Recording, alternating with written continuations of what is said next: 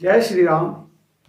आज मैं हनुमान चालीसा का छात्रों के लिए महत्व पार्ट 4 में मैं आपको हनुमान चालीसा के आधार पर ये बतलाना चाहता हूँ कि कार्य के प्रति कितना समर्पण होना चाहिए या एक पर्सनालिटी डेवलपमेंट के अंतर्गत किन किन चीज़ों की जरूरत है। चौपाई है, विद्यावान गुणी अति चातुर, राम काज करिवे को आतुर। हे हनुमान जी, आप विद्वान हैं, गुणी है, चातुर है, फिर भी आप राम काज करने के लिए आप व्याकुल हैं, आप कर्तव्यनिष्ठ हैं, आप किसी काम को मन से करना चाहते हैं। अब इसमें एक सबसे पहला लाइन है विद्वान, स्कॉलर। स्कॉलर का क्या अर्थ होता है? जो व्यक्ति किसी विशेष क्षेत्र में अर्थात कोई सब्जेक्ट पर अगर पूर्णतः कार्य कुशल हो जाते हैं, अर्थात उससे उन्होंने पूरी ज्ञान प्राप्त कर ली होगी, तो उसको हम लोग विद्वान कहते हैं। जैसे आपने कहीं मास्टर डिग्री ले लिया, पीएचडी डिग्री ले लिया, उससे आगे भी आपने अच्छे से पढ़ाई कर ली, कहीं पढ़ा लिया, तो आप माना जाता है कि वो आप विद्वान है, आपने पूरी तरह से विद्या ग्रहण कर लिया है। अब आप सोचो कि जिसके गुरु ही भगवान सूर्यदेव हैं, मतलब उनके एडमिशन ही हुआ सूर्यदेव की यूनिवर्सिटी में, तो सोचो कितनी उनमें विद्वता आ गई होगी। जब आप किसी अच्छे इंस्टीट्यूट में, आईआईटी में या किसी अच्छे मैनेजमेंट इंस्टीट्यूट में एडमिशन ही हो जाता है, तो लोग मान लेते हैं कि यहाँ से कुछ करके निकलेगा। चाहे आप दिल्ली के जैन यूनिवर्सिटी हो, दिल्ली के दिल्ली यूनिवर्सिटी हो, अगर आप उससे आओगे विद्वान की तरफ, कैम्ब्रिज यूनिवर्सिटी, हार्वर्ड यूनिवर्सिटी, जिसका कि बहुत नाम है, अगर वहाँ से आप डिग्री लेते हो तो किसी को कुछ कहने की, सर्टिफिकेट देने की जरूरत ही नहीं होती है, पता चल जाता है कि भाई आपने वहाँ से अच्छे विद्वता हासिल की है। अब हनुमान जी जब सूर्यदेव से विद्या ग्रहण किए हैं, तो कहने की इसमें कोई अतिशयोक्ति नहीं होगी कि हनुमान जी एक विद्वान थे, स्कॉलर पर्सन, तो सभी धर्म के ज्ञान थे। दूसरा टर्म है गुणी। गुणी का मतलब होता है मेरिटोरियस। जो विद्या आपने ग्रहण किया उसको जीवन में कैसे उतारते हैं, कैसे उसका उपयोग लाते हैं, वह एक गुणी पुरुष की पहचान है। वह आप में झलकना चाहिए, जिसके आधार पर ज्ञान उपयोग किया है। वाल्मीकि रामायण में हनुमान जी के निम्नलिखित गुणों का वर्णन किया गया है कि वो तेज मतलब तेजस्वी थे, धैर्यवान है, यशस्वी है, काम करने की दक्षता है, शक्तिमान है, काफी विनम्र है, नीति के पारंगत है, पराक्रमी है और बुद्धिमान है। इसलिए इन्हें सकल गुण निधान कहा जाता है। मैं इसे ही आपको अवगत कराना चाहता हूँ कि पहला चीज क्या होना चाहिए कि आप डिग्री जितना ज्यादा लेना हो ले सके, ताकि आपके सब्जेक्ट की पकड़ हो जाए। दूसरा, आपके उसमें सोच में आना चाहिए कि उस डिग्री को कैसे उपयोग में लाए, नहीं तो डिग्री किसी काम का नहीं रहेगा। हनुमान जी के बारे में तो जब रावण भी अपने दरबार में जब बोला बिहसी, हनुमान जी ने, रावण ने इनके प्रसंग में बोला चौपाई के तौर पर कि हनुमान जी ने जिसको तुलसीदास ने व्यक्त किया कि बोला बिहसी महाअभिमानी, मिला हम ही कपि गुर बड़ ज्ञानी। अर्थात महाअभिमानी रावण ने भी इनके विचारों से अवगत होके व्यंग में, लेकिन हंस के व्यंग में बोला कि मुझे आज हमें यह बंदर बड़ा गुरु ज्ञानी मिला है। तो ज्ञान का परिचय उन्होंने वहां भी दिया। अब एक टर्म है चतुर। चतुर का मतलब इंग्लिश में होता है अकॉम्प्लिश या एस्ट्यूट,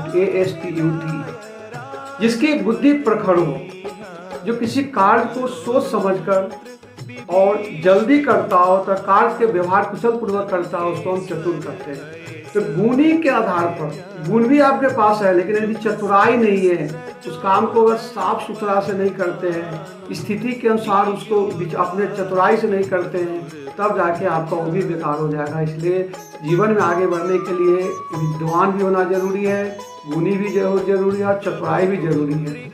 जनरली लोग चतुराई को या चतुर को गलत समझते हैं, लेकिन वो चतुर और चालाक दोनों अलग अलग चीज है। चतुर अच्छे धर्मों में कहा जाता है, कहीं कहीं कहा जाता है उसने चतुराई से इसने इस युद्ध को जीत लिया, लेकिन क्लेवर जो होता है या चालाक जो होता है कि जो किसी को चलने के प्रेरित करे, मतलब खुद नहीं चलता है लेकिन दूसरे को चलने के प्रेरित करता है, उसको चतुर बोलते हैं। चतुर को तो अच्छे नजर से नहीं देखा जाता है, लेकिन चतुराई को एक पॉजिटिव सेंस में देखा जाता है कि वो बहुत चतुर है, मतलब कुशाग्र बुद्धि के है। वो काम करने, किसी काम को कैसे किया जाए उसके बारे में वो पारंगत है।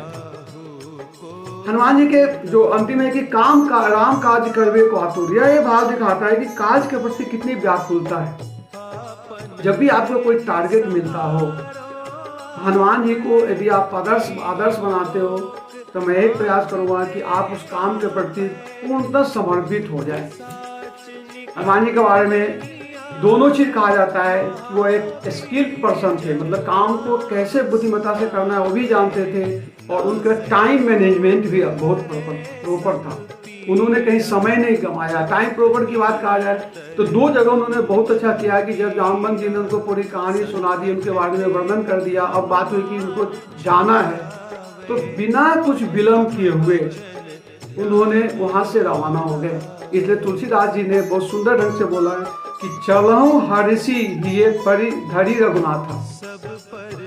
बिल्कुल खुशी से उन्होंने इतना कठिन काम को लेते हुए भी उन्होंने खुशी पूर्वक ये नहीं सोचा कि मुझे यही काम मुझे ही क्यों दिया गया, दूसरे भी थे, लेकिन जब उनको आत्मज्ञान हुआ तो उन्होंने अपने पर जवाबदेही, मतलब इसलिए कहा था कि जवाबदेही लेना सीखो। देखो, कोई काम अगर आपको इसलिए दिया जाता है कि आप उसके योग्य हो। जब लोगों ने, भगवान ने आपको उसके योग समझा तभी आपको काम दिया गया। या आपको भी कोई काम अगर कभी दिया जाता है, इसको मान कर कि आप इस काम को कर सकते हो। जो आदमी आपको काम दिया उसने आपको परखा, इसलिए कभी कोई अगर जवाबदेही मिले तो मेरे ख्याल से आप उसको ठुकराना नहीं चाहिए, उसको चतुराई पूर्वक करके दिखाना चाहिए। जब तक आप करोगे नहीं तो आपकी प्रतिभा का निखार कहाँ आएगा। हो सकता है कि अगर हनुमान जी वाला किसी दूसरा चले जाते तो फिर एक गुण हनुमान जी को, एक उपलब्धि हनुमान जी को कैसे मिलता। आज हनुमान जी को भगवान का रूप दिया गया, इसमें एक ही अंश है कि उन्होंने 400 कोस बिना विश्राम किए हुए गए, क्योंकि कार्य के प्रति समर्पण भावना था। वहां भी तुलसीदास जी ने बहुत सुंदर एक प्रसंग दिया है कि जब मैनाक पर्वत ने उनको विश्राम करने के लिए कहा तो उन्होंने बहुत सुंदर लाइन से वर्णन किया कि चले हर राम काज किने बिनु मोहि कहाँ विश्राम। अब सोचे से क्या सीखने को मिलता है कि जो उनको काम दिया गया, पहला टारगेट उनका होता, तब तो हनुमान जी को एक सफल भगवान कहा जाता है, क्योंकि उन्होंने कभी रुका नहीं काम के प्रति। अतः छात्रों के लिए विशेष रूप से मैं ये कहना चाहता हूँ कि यदि आप जीवन में अगर आगे बढ़ना चाहते हो तो संपूर्ण ऊर्जा को 3 भागों में बांटा है, शारीरिक, मानसिक और आत्मिक ऊर्जा। क्योंकि कितना सुंदर, तीनों को मतलब एक लेकर नहीं चल सकते हो। आत्मिक ऊर्जा अपने कार्य के प्रति समर्पित कर दे। हनुमान जी और सीखने को, हनुमान जी से वो भी सीखने को मिलता है कि जिंदगी में सफलता केवल बुद्धि से नहीं मिलती है। केवल आपको कुशाग्र बुद्धि है, इससे आप सफल नहीं होंगे। आपको टाइम मैनेजमेंट भी रखना पड़ेगा, प्रॉपर स्किल रखना पड़ेगा और चतुराई से काम करना पड़ेगा। इसलिए प्रिय विद्यार्थियों, मैं आपसे इस चौपाई के आधार पर यही बतलाना चाहूँगा कि जो भी आपने टारगेट लिया है उसको इस 4 ढंग से पूरा करो। पहला क्या हुआ, उस सब्जेक्ट के लिए आप नॉलेज ग्रहण करो, जितनी ज़्यादा ज्ञान, कोई कमी नहीं रह जाए नॉलेज में। उसके बाद उसको उतारो अपने लिए, कैसे कहाँ। जरूरी नहीं कि डायरेक्ट आपको कुछ सूत्र पूछा जाए, सूत्र का एप्लीकेशन पूछा जाता है तो भी जरूरी, और उसको चतुराई से करना है। क्योंकि चतुराई का मतलब अगर एग्जाम के पास से कि जैसे कि क्वेश्चन कितने नंबर का कौन क्वेश्चन है उसको पहले करना चाहिए, तो भी एक चतुराई का बात हो जाती, चतुराई की बात हो जाती है। और चौथा है यदि जीवन में कुछ हासिल करना चाहते हो तो कार्य के प्रति समर्पित हो जाओ, बिल्कुल निष्ठावान होके जो भी आपने ड्रीम लिया है वो ड्रीम को पूरा करने के लिए रुको मत। कहा गया है कि खड़ा रहा जो अपने पथ पर लाख मुसीबत आने में, मिली सफलता उसी को जग में जीने में या मर जाने में।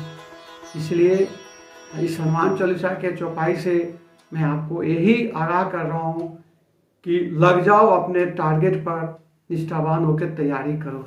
जय हनुमान।